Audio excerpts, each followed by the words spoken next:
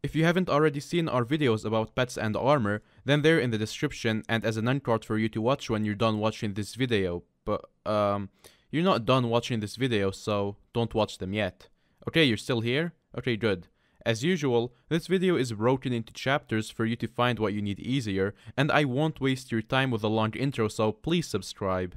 First, archers are going to need a bow. Big surprise, I know, right?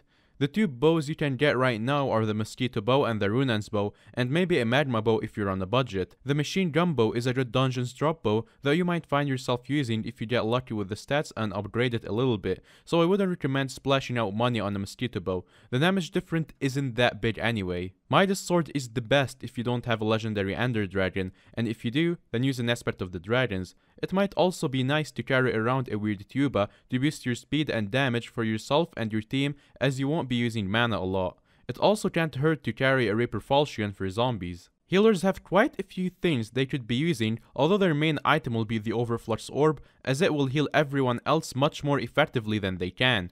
Carrying an Ornate Zombie Sword provides a quick heal to yourself and teammates, and a Wand of Restoration will help you trigger your Jellyfish Pet's ability faster. The Adaptive Sword from floor 3 will boost your healing a bit, so that will become your main weapon for floor 3 onwards. Bear in mind, carrying splash healing potions is not a good strat, because you can only splash one potion during dungeons, including healing.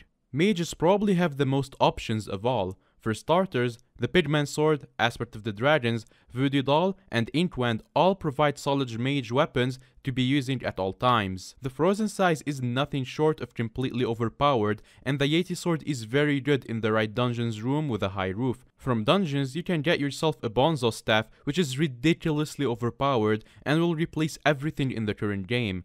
A strong normal sword, namely a Midas Sword, will be your best option for your normal ranged attacks. Finally, tanks are going to need a decent sword like a Midas, as you don't want to just tank. Dealing damage is just as important too.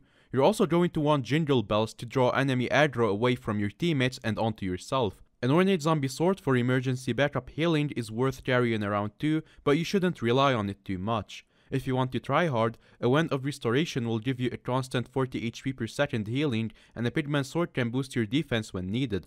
Although your mana pool will be limited, so what you choose to use is really up to you. And if you want to be a bit more on the defense, you can get a Reaper Size to summon zombies to help you. I hope this was helpful to you, and remember to hot potato book everything you use, reforge it and enchant it. On screen now should be an end card to take you to our pets and armor guides, and if there's anything you would like us to cover, then leave a comment.